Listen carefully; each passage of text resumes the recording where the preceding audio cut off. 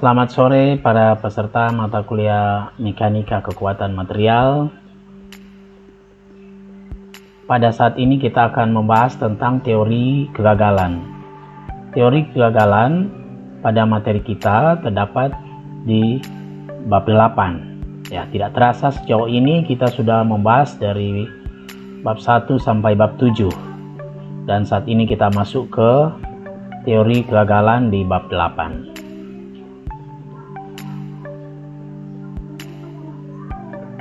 Nah, Anda nanti akan menjadi seorang insinyur. Dengan kata lain, Anda akan menjadi seorang perancang ya, atau seorang desainer.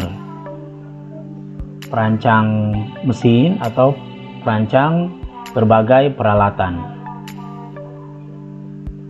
Satu hal yang sangat penting dalam hal merancang adalah kita harus mengetahui bagaimana komponen atau bagian yang sedang kita rancang ini akan benar-benar aman atau akan dapat menjalankan fungsinya dan tidak mengalami kegagalan atau kerusakan.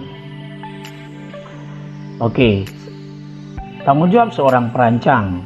Seorang perancang harus benar-benar mengerti berbagai kemungkinan bagaimana beban-beban akan menyebabkan komponen mengalami kerusakan atau kegagalan.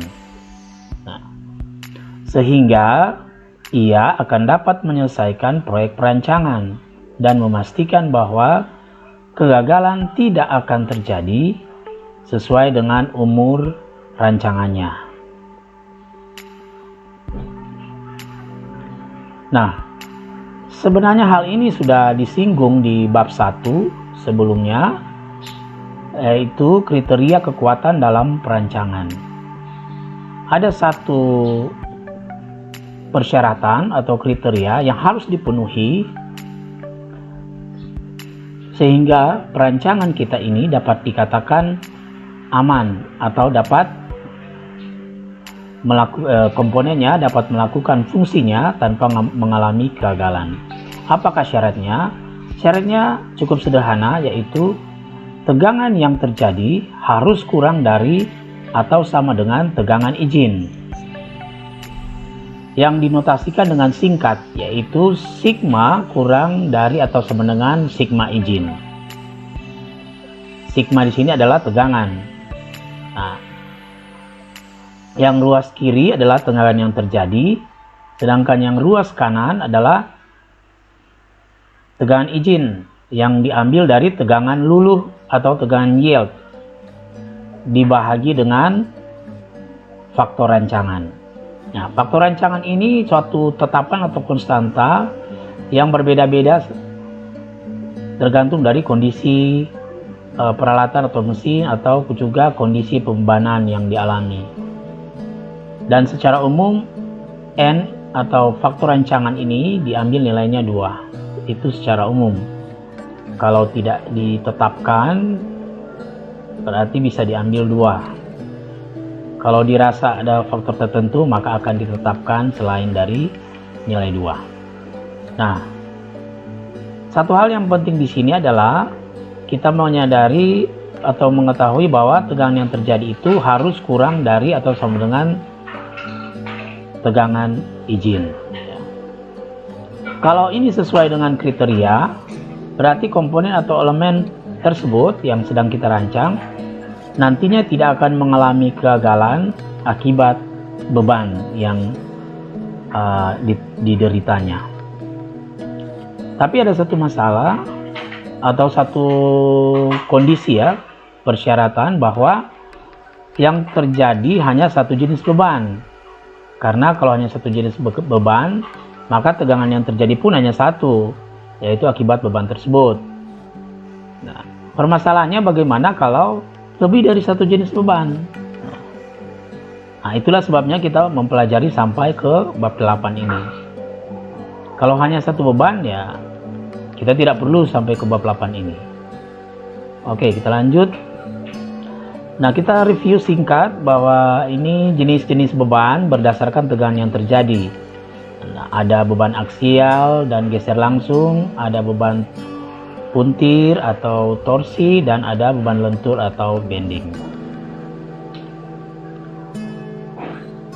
Nah, ini garis besar materi kita dari awal sampai saat ini, yaitu bahwa tegangan digolongkan dalam dua bagian besar, yaitu tegangan-tegangan normal, simbolnya sigma, dan tegangan-tegangan geser, simbolnya tau.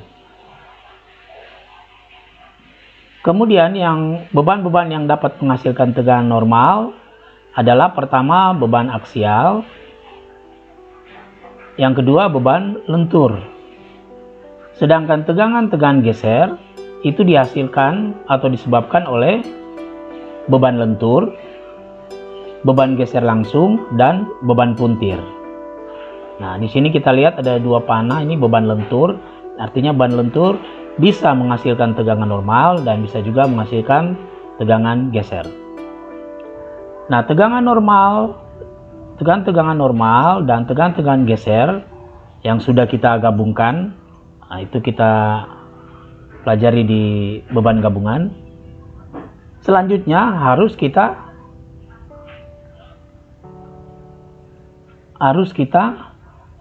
transformasikan.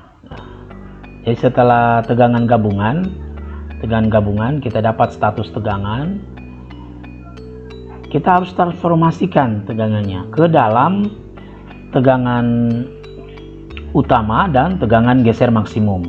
Nah, itu yang lalu ya, di bab 7 yang lalu. Tegangan utama ada dua, sigma 1, sigma 2, kemudian tegangan geser maksimum atau tau max. Nah, selanjutnya kita masuk pada kriteria kegagalan. Ini ada dalam kurung statis, maksudnya di sini untuk kali ini kita bahas yang statis ya. Untuk cyclic loading, beban berulang atau beban fatigue, itu nanti kita bahas di mata kuliah berikutnya. Jadi sekarang kita masuk ke kriteria kegagalan atau yang menjadi kriteria dalam perancangan di materi bab 8. Nah, ada banyak ahli yang sudah melakukan penelitian tentang kegagalan yang terjadi pada material atau bagian mesin. Ini summary-nya, ringkasannya.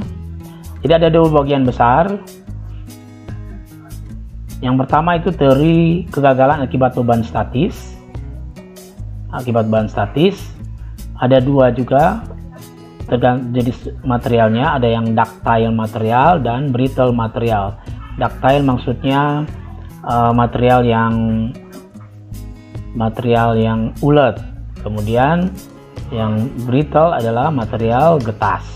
Nah, apa contoh material ulet? Seluruh baja digolongkan sebagai material ulet, atau pada umumnya material logam itu masuk dalam kategori material ulet. Logam itu contohnya baja, aluminium, dan lain-lain. Oke. Nah, yang kedua, teori kegagalan akibat beban berulang. Ini tabel yang di bawah ya. Tabel yang di bawah ini. Ada teori Sodenberg, Goodman, Gerber, dan Smith diagram. Tapi ini kita simpan dulu, nanti kita bahas di mata kuliah berikut. Yang akan kita bahas adalah di tabel yang pertama, yaitu teori kegagalan akibat pembebanan statis. Oh ya, saya jelaskan singkat apa yang maksud dengan pembebanan statis, yaitu pembebanan yang dalam satu jangka waktu tertentu. Misalnya kita evaluasi dalam jangka waktu 5 jam, dari 0 sampai 5 jam. Beban statis itu dari 0 sampai 5 jam dia tidak mengalami perubahan nilai. Jadi kalau dia 20 megapascal terus sampai waktu berakhir, misalnya 5 jam. Tapi kalau beban berulang, misalnya evaluasinya dalam 0 sampai 5 jam, beban berulang ini mungkin setengah jam pertama dia 20 megapascal, setengah jam kedua dia turun menjadi 10 megapascal, kemudian berikutnya dia menjadi 50 megapascal. Jadi ada perubahan. Ya, disebut berulang karena muncul-muncul ulang ya. Kadang-kadang rendah, kadang-kadang tinggi, atau kadang-kadang sama tapi dalam selang waktu berulang setiap setengah jam misalnya ya.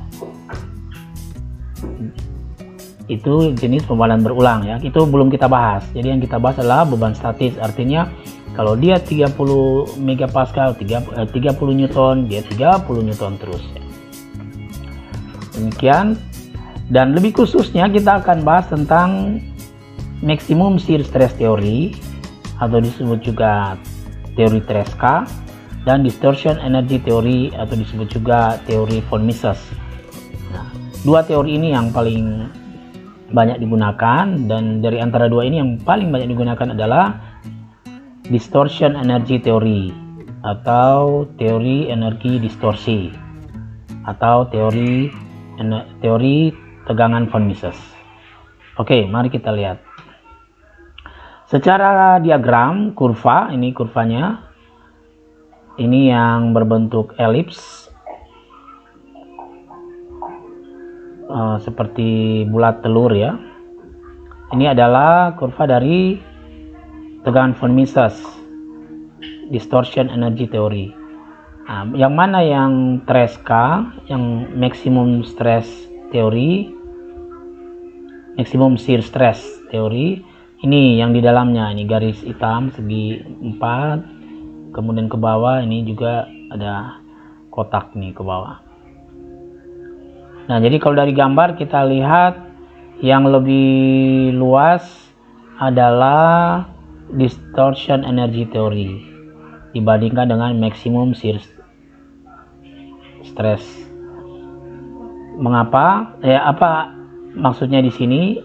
Efeknya atau konsekuensinya, yang lebih ketat adalah maximum shear stress theory, lebih ketat ya. Jadi ada bagian yang menurut maximum shear theory tidak aman, tapi menurut distortion energy theory itu masih aman. Jadi lebih ketat ini maximum shear stress theory. Oke, supaya lebih jelas kita lanjut ke persamaannya atau rumus-rumusnya. Pertama, maksimum shear stress theory atau tegangan Tresca. Tegangan Tresca diberi nama Tresca sesuai dengan nama peneliti yang meneliti tentang hal ini ya, yang juga mempublikasikan tentang teori ini. Nah, menurut teori tegangan Tresca atau maximum shear stress theory, tegangan tau T ya, tau T tegangan Tresca sama dengan langsung tegangan maksimum. Tapi tegangan maksimum yang dimaksud sini, tegangan geser maksimum yang dimaksudkan di sini adalah yang diperoleh dari transformasi tegangan di bab 7. Nah, ini ada catatan tulisan warna merah ini ya. Diperoleh dari transformasi tegangan yang dipelajari di bab 7. Nah, itu langsung kita ambil dari situ tegangan maksimum. Jadi tegangan geser maksimum dari hasil transformasi tegangan. Kemudian bisa juga kita hitung dengan menggunakan tegangan utama. Tegangan utama 1, sigma 1, dan tegangan utama 2, sigma 2. Jadi sigma 1 kurang sigma 2 dikali 0,5. Hasilnya sama. Jadi kita boleh langsung gunakan tegangan geser maksimum atau gunakan 0,5 kali sigma 1 kurang sigma 2. Itu hasilnya sama. Nah, dari persyaratan umum tadi yang sudah saya singgung di depan tadi, bahwa tegangan yang terjadi itu harus lebih dari atau sama dengan tegangan izin. Ini kan. Nah, tegangan yang terjadi kalau kita gunakan teori ini, teori Tresca, berarti tegangan Tresca ini ya, tau T. Tegangan yang terjadi adalah tau T. Kemudian tegangan izin, karena ini mengenai tegangan geser, maka sigma Y dibahagi dengan 2N. Nah, Ini sigma Y yang dimaksudkan di sini adalah sigma atau tegangan luluh. Y ini diambil dari singkatan yield ya, tegangan luluh, tegangan yield. Jadi bukan tegangan pada sumbu Y, bukan. Ini adalah tegangan luluh, sigma Y. Dibagi 2N. Dibagi 2 dikali faktor rancangan ya. N adalah faktor rancangan. Jadi ini yang di kotak ini ya. Rumus atau kriteria menurut teori Tresca. Kita gunakan rumus yang di kotak ini. Tegangan Tresca harus kurang dari tegangan luluh dibagi 2N. Oke, bagaimana dengan distortion energy theory atau disebut juga tegangan von Mises? Nah, tegangan von Mises dihitung dengan rumus akar sigma 1 kuadrat tambah sigma 2 kuadrat kurang sigma 1 kali sigma 2. Nah, ingat lagi bahwa sigma 1 dan sigma 2 ini adalah diperoleh dari transformasi tegangan yang kita pelajari di bab 7 yang lalu. Jadi diambil dari mana? Diambil dari cara analisis transformasi tegangan, yaitu mendapatkan tegangan utama sigma 1 dan sigma 2. Nah, itu sebabnya dari bab 7 kita lanjut ke bab 8 karena dia berhubungan. Oke, selanjutnya bagaimana kriteria perancangannya? Kriteria umum, tegangan yang terjadi harus lebih dari atau sama dengan tegangan izin. Nah, sigma harus kurang dari atau sama dengan sigma izin. Tegangan yang terjadi, kalau pakai teori von Mises berarti tegangan von Mises. Ya, ini sigma Vm ya, ini ada keterangan Vm. Sedangkan tegangan izin adalah tegangan luluh. Tegangan luluh sigma Y ini ditambah I supaya lebih jelas ya, sigma yield. Tegangan luluh dibagi N. Nah, ini tidak ada 2, hanya dibagi N. Berbeda dengan tegangan Tresca yang tadi.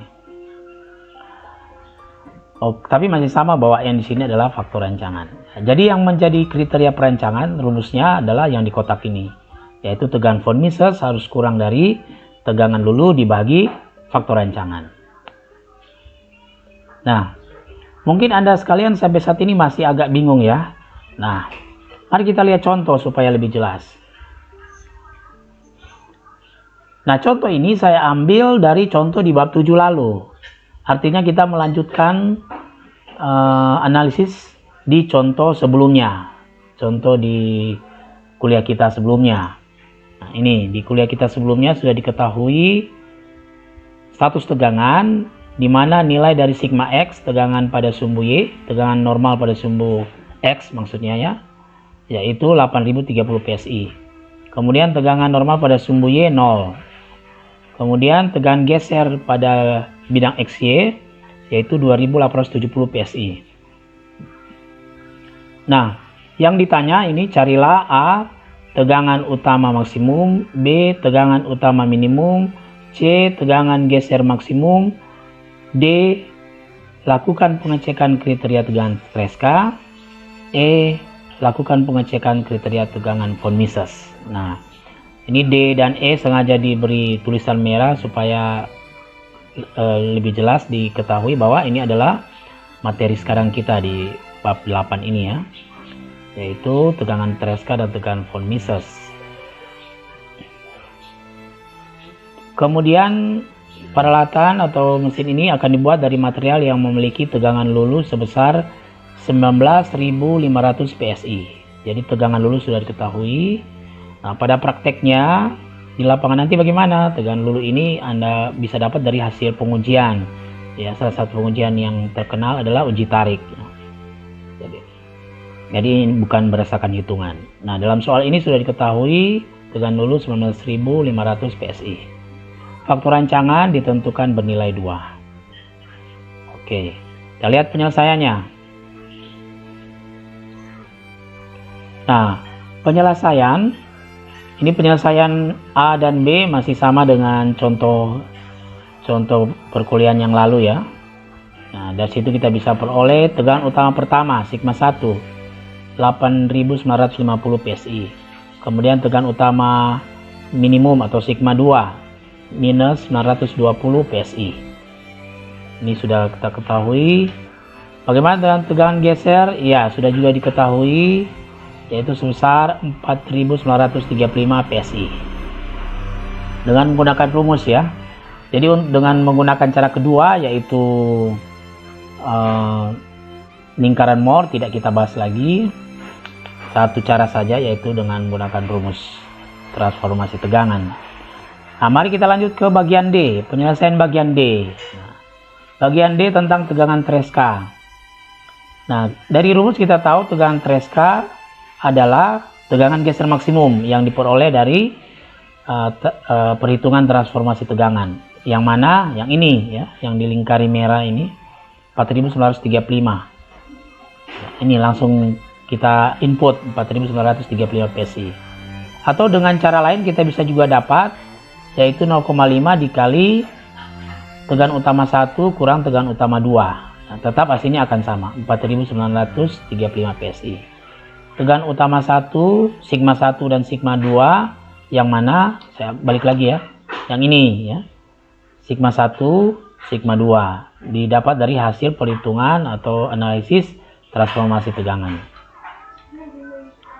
Nah, kita terapkan kriteria tegangan Treska, pengecekan tegangan. Ini rumus atau kriteria perancangan berdasarkan teori Treska. Tegangan Treska harus kurang dari tegangan lulu dibagi 2 kali faktor rancangan. Nah, kita input tegangan Treska sudah diketahui 4935. Ini kita input 4935. Sedangkan tegangan lulu sudah diketahui tadi di rumus, yaitu 19.500 PSI. Kemudian N faktor rancangan sudah diketahui 2. Jadi di sini diinput 2 kali 2 jadinya maka didapat ruas kanan 4.875. Nah, di ruas kiri 4.935. Tanda ketaksamaan ini masih sudah tidak berlaku lagi ya, karena ruas kiri itu sudah lebih besar dari ruas kanan. Artinya tegangan yang terjadi sudah lebih besar dari tegangan izin 4935, sedangkan tegangan izin 4875. Artinya apa? Artinya tidak sesuai lagi, tidak sesuai kriteria ini.